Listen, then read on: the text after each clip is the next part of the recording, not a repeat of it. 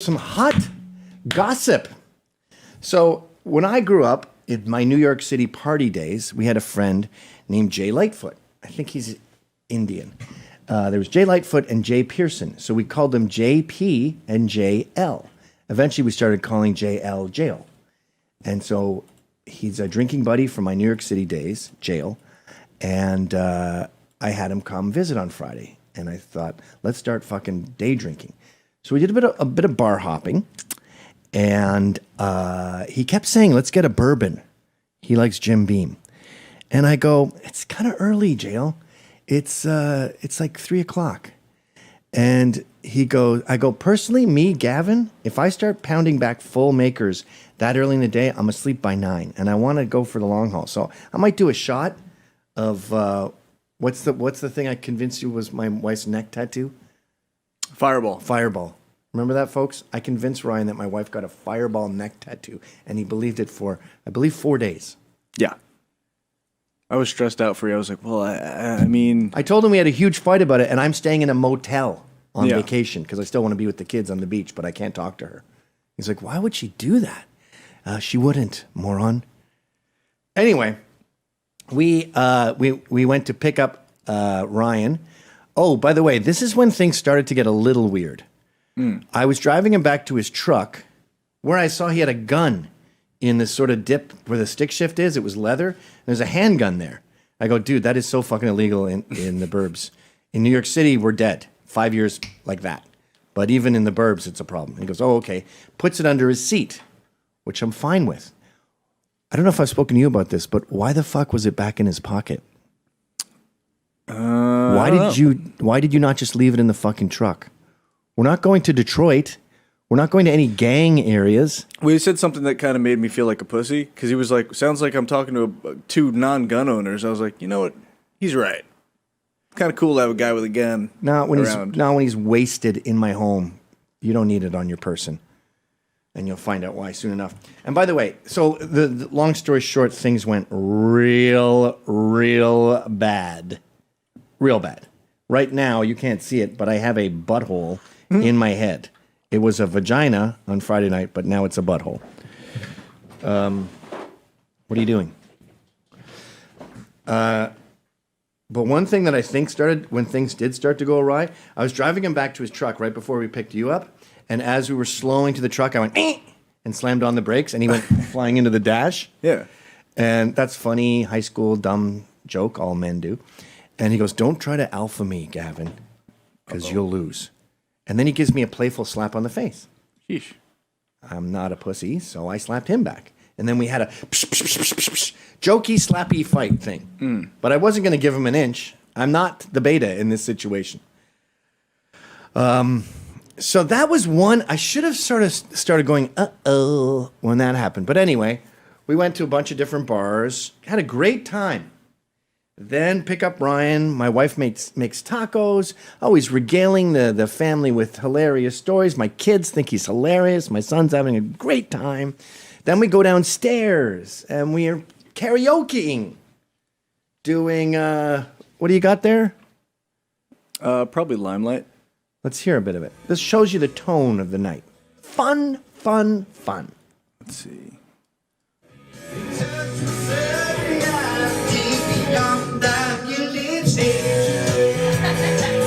Laughing.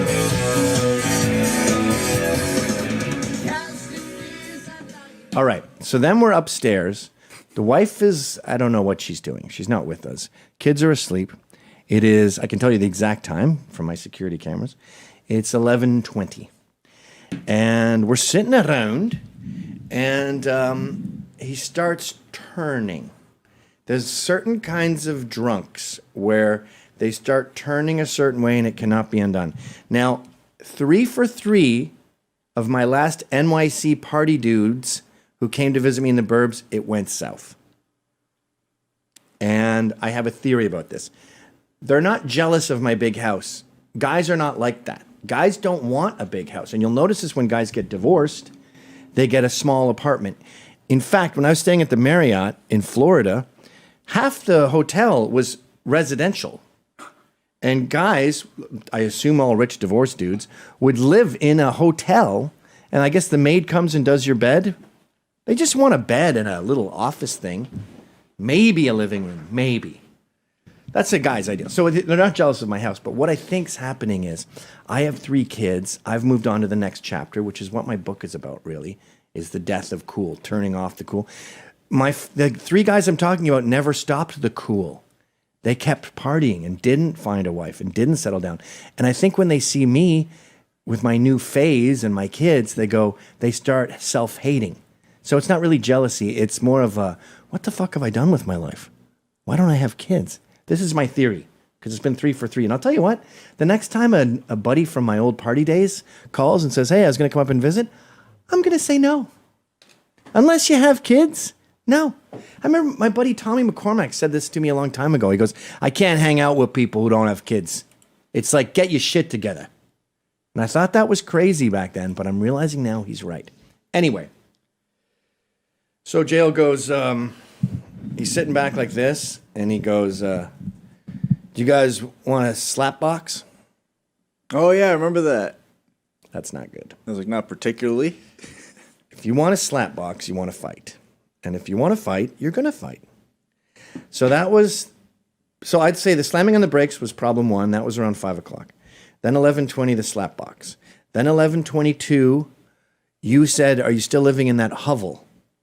Something like that. Yeah. Hovel's an insulting way to describe someone's home. It was a joke. Especially when we're in a big home. I've never actually seen, his place. It was a joke. Next problem was, when did you last get laid? And I believe you had it by a chick. It was a gay joke. It's a joke. Yeah. I was gay joking all night. Guys, it's a joke. It's a fucking joke. It's a fucking joke. I got this. We're going to have to live without that for now. Yeah. And guess what was the final straw? You want to go with a visual reveal or? You look like John Goodman in never mind. Cloverfield Lane. That set him off. And then he started getting violent, going, what the fuck is your problem? I'm going to just tell everyone and then we can show the footage. We said he looked like that. That fucking pissed him off because he has put on a bit of weight. He's put on a bit of plaid. That's all I'm saying.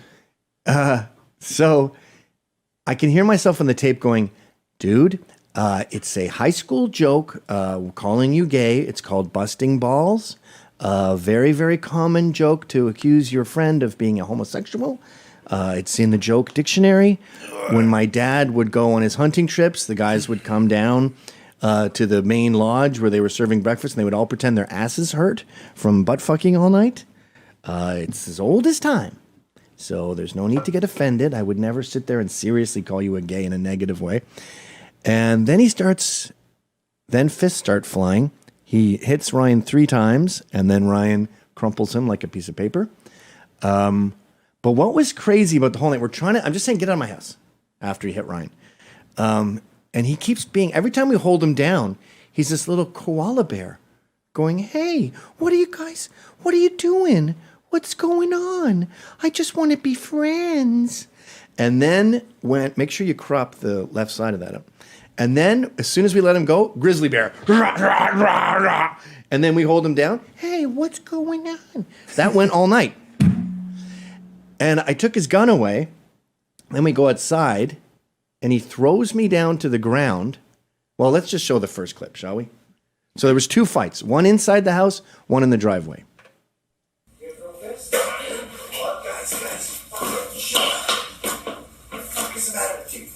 And I'm trying to keep it down. If this happened in a bar, we'd still be pals. Right. I don't have a problem. The bouncer would have taken him outside. He wouldn't have got his gun back, and it would have been fine. But you started a fight in my fucking house, dude. I mean, I'll put you up for a fucking week. Just pause. That's my favorite part of the entire night. Was after he punches you and shoves you on the ground, you go, I'll put you out for a fucking week. I couldn't stop doing the Because he's been doing a Canadian accent all day because he's watching that fucking Fargo show. So that was funny. And then it, just like in, I don't know, he just like... It just shows great adrenaline control that you can riff in a fight. I think I was being dead serious, but just Canadian serious. You know what's funny, too, is that he just whaps me right after that. I'll put you out for a week. Bap! I'll put you up for a fucking week. Strike one. Keep going. Pretty good. I think fuck that grab me. Wait, zoom out a bit. Yeah. Let me see if I move can it. maneuver this here. Yeah. I was showing my daughter this footage, and her face is in the reflection of the video, so I don't want her to be identifiable. True that. And true that. Because I'm a right-wing talk show host. Chris Hayes, all these other guys, they can show any family pics they want because they're not in danger. But when you go up against the alt-left, you're constantly in danger, so you have to make sure your children are protected. How fucked up is that? Okay, so this is the closest to a full screen we could do, so I'll rewind. I'll put you out for a fucking week. One punch. That seemed to make you a little dizzy, eh? Yeah, my head still hurts from that. Strike one. Do a little kickaroo. Are you kidding? Strike two. Strike three. Yeah. 3 strikes, you're out. You see me fucking grab? And lights out. Yeah, that was interesting. That was great. I swear I only thought that was going to piss him off, but I was like, well, I got to do something. I was like, it's just going to piss him off, and he's going to beat me up. And now I said he's got a gun, and you were saying, please don't shoot me, Jail. And you also said, Can you disarm him? I'm a small Asian man. Why would I try to fight you? Oh, yeah. That's after you remove the So this is me weapon. taking the gun away. I go and hide it. I'm a little too far, you get me? I'm a small Asian man. There we go. I'm a small Asian man.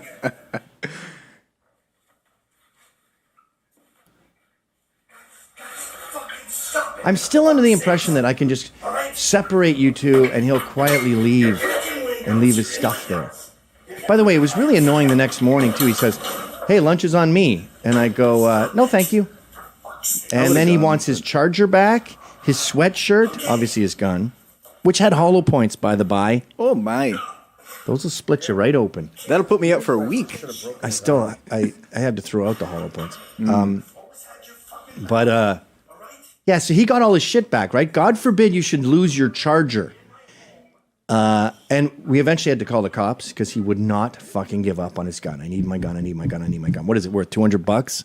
That's really fast forwarding, yeah, because that was like after the half-hour outside ordeal. And I'm like, dude, Where I there's lost more- my favorite shirt and my favorite pants to your bullshit. That's like $180 right I brought there. the shirt. No, that's we'll show that in a second. Okay. I think we're trying to.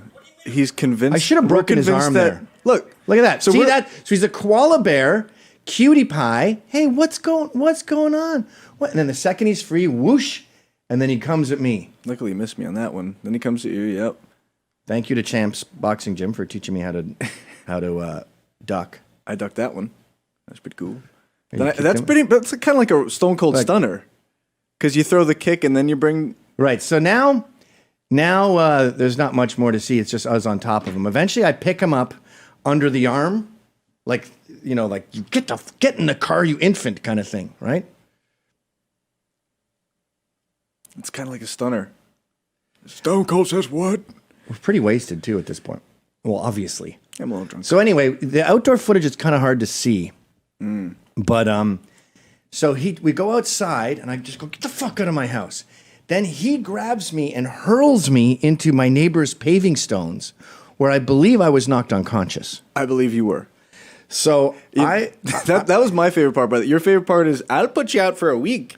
My favorite part is when you're lying. Show yourself. You're lying prone on the ground. I'm you're flat. Like, remember that whole "take us down" meme where you lay flat on your face? You're literally like this. You're like, all right, that's it. You knock me down like this with my arms on my side, face down. I can feel, I wake up. I think I was unconscious for maybe 4 seconds. I feel blood pouring down my face. I go, all right, that's it. Now I've fucking lost my shit. Finally.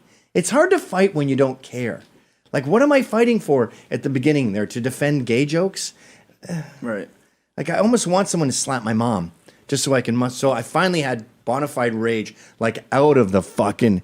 So I pick him up, I throw him down on the ground, and I'm just wailing on his face and doing that clapback thing, where it's like, you need to start listening to me. Yeah, every But word instead was, of claps, it was blows to the head, and I'm going, I told you to calm the fuck down. And as I'm pounding him, you are saying, stop, stop. because I was doing it too much. Too much. And then you know what I did? I went, oh, well, I can't punch him. I'll just murder him. So then I was strangling him like not holding someone's neck or like the choke where you're trying to like, you're saying, get out of my face. You can see the cuts on my hands, by the way. But like murder choke, like, ah! I guess that worked because I didn't see it. The ref did not acknowledge that as violence. The punching, I said, that's too much indecence. The choke. Too much of the indecence. Yes. I don't like the butt cheek. Outside, I did, because he started getting his energy back outside, so I had to do like a kick his center of mass so that way he could fall. We had to knock him down 4 times because every time he got back up, like you said, like big guy. Yeah, very big man. He'll put me out for a week. And eventually, we decided. Eventually, the cops came, we have to call and the we say, cops. put him in the drunk tank. And they go, well, we'd have to arrest you all, or it's mutual combat. I said, I got 2 friends in prison right now for mutual combat doing 4 years. Now mutual combat is a thing? Where were you fucking 2 years ago? And, they should be getting out relatively soon, right? Like a year and a half. And then they go, well, we'll just take him to the train station then. He says he has no money for an Uber and he has no motel and nowhere to go. I go, all right, fine, just get him out of here. So they take him to the train station, and then he texts me the next morning saying, breakfast on me. I said, no, thank you. And then I texted him that night. Yeah, it was. I have to give him all his shit in a bag. I put his gun and his sweatshirt and his charger. He gets all his shit back. I don't get. Show my pants. Now we can show some pics. Oh, show the shirt. Oh, my actual shirt? Yeah. Hold up your actual shirt. Maybe the picture first, because now This it is looks like hilarious. poo poo. It looks like a comic book joke. It looks fake. It looks like you got it at Urban Outfitters. Remember when I went and to it's help called you the for Bloody Halloween? Shirt. When we handed out with scared kids Yeah. for Halloween? That's exactly what that other Look at shirt those was like. pants. Those are my favorite fucking pants. They're they're J. Crew stretchy khakis. Unbelievably comfortable and really cool. Look how thin they are. Yeah. So you could wear them on the hottest day and not be hot. They're in the garbage now. What am I going to do? Patch the knee No, you can't on patch khakis? Fucker. That pisses me off the most. Well, another thing that pissed me off. The next morning, I'm mopping up the blood. We don't have pictures of this, but there was, I swear to God, take a beer bottle, fill it up to here, that much blood on the ground. So I'm mopping the blood. And my little baby, my 7-year-old, comes out and he goes, what are you doing, Dad? And I said, our friend came over and he punched Ryan, so we beat him up. And he goes, oh, okay. That's the child version of it. Yeah. I still have a hole in my head. There's some of the blood. There's some more. If you zoom in, it does pool up like it. That's got boot marks in it and everything. When I had him in the headlock there, that little throw there, that fake animal skin, that cost like $150. That's ruined. I realized that this wasn't just some normal little tussle. After I saw the blood, I'm like, oh shit. That's when things are like, wow, this went real far. I think the majority of that was his nose after you knocked him down. Because my blood, and there's blood all over the driveway too. My blood is from when he knocked me out. I should make that my profile picture. That's badass. But my lip is still all cracked open. My head really hurts. Yeah, mine too. It does? Okay. Yeah. I thought it was the only one. What is that? Oh, it's nothing. I think that's all the pictures. All right. Oop, that's me rocking some. But it was a fun story to tell Oh, no, you got more pics. all weekend. Yeah, that's things like that don't really happen. So Yeah, so when we were shooting the Vince Parco free speech, where you cropped the top of my head. I didn't. I had the other cam, to be fair. I don't want to put out the blame. I'm not just trying to escape blame, but I did not have control of that shot. Escape blame? Escape. How do you spell that? Well, I'll axe Google. All right, so that was a very exciting night. And there's no hard feelings here. I mean, I was going to... There's hard feelings here. Oh, yeah. Why did you have your gun in my house? Like, why was it on your person? Just keep it in the truck when you're getting wasted. And secondly, never, ever. There's 3 rules with men. You don't fuck with my job, my marriage / family, and my house. You did 2 and 3. Don't put a butthole on my head, too. I don't really mind the head butthole. That was just fighting. But like my youngest son said he had a dream last night where he asked the guy why they threw his dad. Oh crap. Yeah. Oh, he woke up my kids. Like my middle son was out there with the flashlight saying he has a gun. Oh shit. Like that's the X. You know what was really funny though? When he popped his head out the window, he was like, "What's going on?" And I was like, "Hey man." And you were like, "Just go to bed." And we're all like just covered. It looks like a joke. There's so much blood. Yeah. His face is bloody. The beard is bloody. Your head is bloody. The shirts are ripped. The pants are torn. There's blood on the shirt. And we're just standing there like, yeah, oh, hey. Well, outside of that, when I woke up and went, that's it. And started pounding him, I wasn't mad after that or before that. Oh, I see. You know what I mean? So Yeah, we were yeah. pretty calm, even when the cops were there. Yeah, you know what you said in the middle of the tussle? You were like, "You're never coming to my house again. Every time I bring my friends here." It sounds like a 14-year-old who's upset. It's hilarious. It's true, man. Yeah. 3 for 3 have gone awry. But I really don't get hasn't gone awry. I really don't get the violent thing. I don't get like that. When I'm drunk, I get sleepy You literally never do. and funny. Yeah, you're not a bad drunk at all. There's been some pretty dicey situations too, where I like wake you up out of your sleep, like, "Hey, we got an emergency," and you're like, "All right." Oh yeah, when that guy was doing the thing and we had to go get him for the Yeah. stuff. Your I just- Canadian comes out, you're like, "All I right, just let's got go. in my car and I went and took care of it. Guess we got to help." All right, let's start the show. Oh,